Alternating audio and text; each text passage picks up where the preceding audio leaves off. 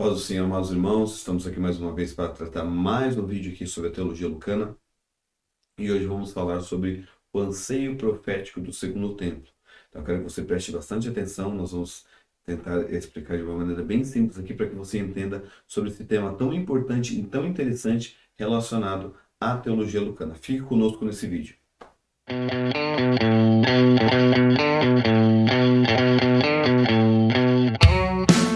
Anderson Fábio aqui mais uma vez com vocês para tratar sobre a teologia lucana, como nós estamos vendo nesse tema que está sendo periódico aqui relacionado à teologia de Lucas, para dar embasamento para a nossa doutrina pentecostal do batismo no Espírito Santo. E um dos temas mais interessantes quando a gente vai estudar sobre a teologia lucana é justamente esse tema do anseio profético do segundo templo. Quando a gente trata de segundo templo, nós estamos falando sobre o segundo templo de Zorobabel, que quando se fala disso, é falado sobre o período dos 400 anos de silêncio profético que houve entre Malaquias e Mateus. E este anseio que nós vamos tratar aqui. Então, quando a gente trata disso, existem muitos textos nesse período que foram escritos falando sobre um anseio, um aguardar, que o povo aguardava uma manifestação profética. Então, nós sabemos que em Malaquias se encerra a parte profética, onde as pessoas se manifestam profeticamente. Nós conhecemos que é um período de 400 anos de silêncio, não que Deus deixou de operar, mas Deus deixou de levantar profetas. E o povo, como era uma nação profética, que Deus levantava profetas para falar com eles, direcionar eles, o povo estava ansiando para o resgate, para o retorno dessas manifestações proféticas. Então, há textos dos judeus onde eles compreendem, eles manifestam a sua compreensão que Malaquias foi o último profeta, e os profetas, eles usam até o termo que adormeceram, que no sentido de que eles não tinham mais uma voz realmente falando em nome do Senhor, e Malaquias foi o último profeta, e eles aguardavam pelo retorno dessa manifestação profética, onde existem alguns textos do Antigo Testamento que apontam para essa manifestação. Então, para nós compreendermos o primeiro texto, um dos textos principais, que é um dos textos que são fundamentais também para a doutrina pentecostal no Antigo Testamento, que é Números capítulo 11, onde Moisés chama 70 anciãos e o Espírito que está em Moisés passa para estes anciãos. Então, para que eles manifestem que eles receberam esse Espírito, o texto diz que eles começam a profetizar, e dois deles, Eldade e Medade, continuam profetizando. Uma das pessoas vê que eles continuam profetizando, passa para Josué, e Josué vai falar com Moisés a respeito deste relato, onde Eldade e Medade continuam profetizando.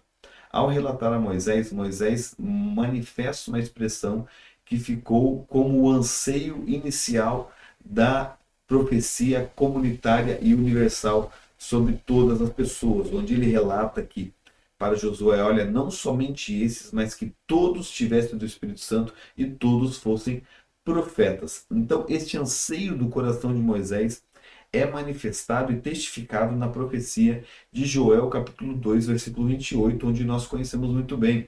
Nos últimos dias, falando nos últimos tempos, derramarei do meu espírito sobre toda a carne. Os vossos filhos e as vossas filhas profetizarão, os vossos velhos terão sonhos, os vossos jovens terão visões, e até nos vossos servos e as nossas servas eu derramarei do meu espírito. Então, fala de um derramamento universal, de um derramamento sobre toda a comunidade, não selecionando, como era no Antigo Testamento, classes de pessoas, onde nós compreendemos que no Antigo Testamento somente os sacerdotes, os profetas e os reis possuíam o Espírito Santo para exercer funções específicas dentro do ministério que eles tinham.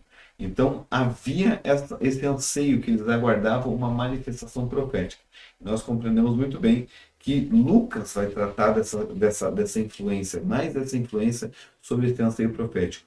Ele resgata esse anseio que, claro, existia uma pequena linha que aguardava o Espírito Santo pelo cumprimento das profecias que existem lá em Ezequiel e Isaías, de dar um novo coração, mas para o povo judeu eles já entendiam que eles já eram salvos e que eles necessitavam o resgate da manifestação profética que havia se perdido por desobediência do povo e havia se encerrado em Malaquias. Então eles aguardavam isso. Quando João Batista vem profetizando, eles já veem isso e nós vemos isso desde o início do Evangelho de Lucas, tratando sobre essa questão, até mesmo no início das testemunhas da infância de Jesus, ali que estão ali no meio, na sua apresentação, já mostram pessoas que são cheias do Espírito Santo. Então Lucas vai tratar desse resgate, onde o Espírito é derramado sobre as pessoas para que elas sejam capacitadas profeticamente, capacitadas para exercer testemunho. E isso, o ápice disso vai estar em Atos dos Apóstolos, no capítulo 2, onde o Espírito vem, enche as pessoas que estão ali aguardando essa manifestação espiritual, e ali dentro daquele cenáculo, não somente alguns são cheios, mas todos são cheios do Espírito Santo e começam a profetizar e a falar em outras línguas, manifestando e testificando aquilo que eles aguardavam já como um anseio profético, fazendo agora do cristianismo e da igreja uma comunidade profética para todas as nações, para que todos aqueles que venham até esta comunidade e se rendam, se arrependam, eles possam também receber esta promessa e também serem profetas desta comunidade profética. E esse anseio é aguardado pelo povo de Israel.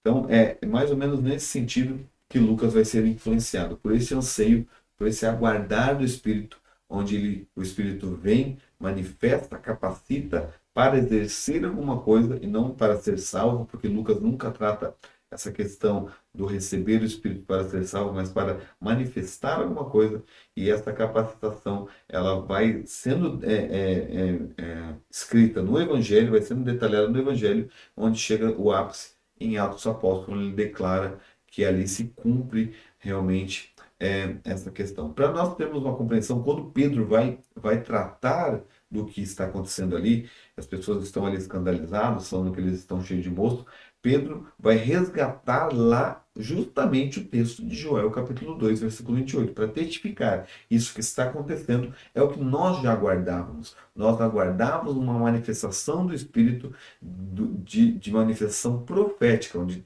o Espírito viesse capacitar o povo para ser uma comunidade profética. E Pedro detalha isso na sua pregação, onde ele pega por fundamento da sua pregação o texto de Joel, capítulo 2, versículo 28, onde fala, ali no texto de Joel não está tratando de salvação, mas está tratando de receber esse Espírito para profetizar, ter visões, ter sonhos, tudo relacionado a uma manifestação profética. Ok, queridos? Então isso é mais ou menos, aqui é claro, a gente está tratando de teologia na ponta da língua, de maneira rápida.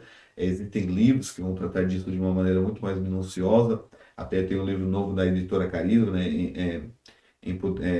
Empoderado para Testemunhar, que trata bastante sobre essa questão. Então seria bom para que você se aprofundasse, analisasse esse livro. Mas eu trouxe aqui de uma maneira mais panorâmica, para que você venha compreender de uma maneira geral sobre essa questão do anseio profético do segundo tempo. Ok? Fica meu abraço aí para vocês. Qualquer dúvida, coloque nos comentários. Comente ali que a gente possa tratar disso aí e poder elucidar mais, abrir mais a visão sobre este assunto, que é um assunto tão importante e tão interessante relacionado a essa teologia do evangelista Lucas. Um abraço para você em nome de Jesus.